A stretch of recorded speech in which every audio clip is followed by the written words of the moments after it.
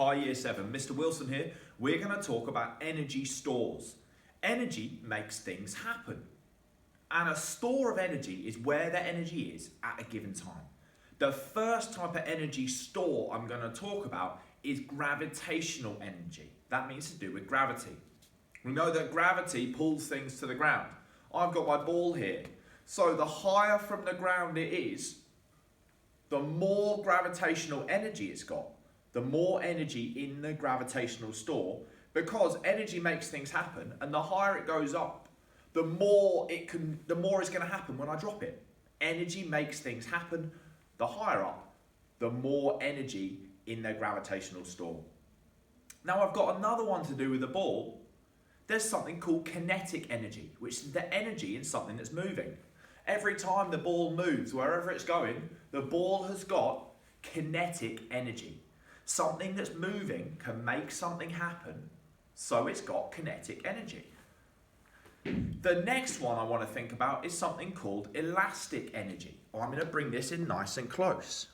I've got an elastic band. Elastic energy is when something is stretched or squeezed. If I stretch this, I can feel it wants to do something. It's got the energy to make something happen. So that's got elastic energy. And look, oh, that didn't work very well. I'll try that again. There, I changed the elastic energy to kinetic energy. Now I've got some chemical energy. Here I've got a cigarette lighter. This can make something happen. The chemicals have got some energy in them. Energy makes things happen. So the flame is happening because of the energy in the chemicals. And finally, if I keep this on, the last type of energy, I'm just going to keep that like that. Oh, I can feel that's hot. I can feel that it's making something happening. So the heat is also a type of energy. That's called thermal energy. So thermal energy is making me feel hot. That's making something happen. So there were 5 types of energy. We had gravitational energy as something gets high up. We had kinetic energy when something's moving.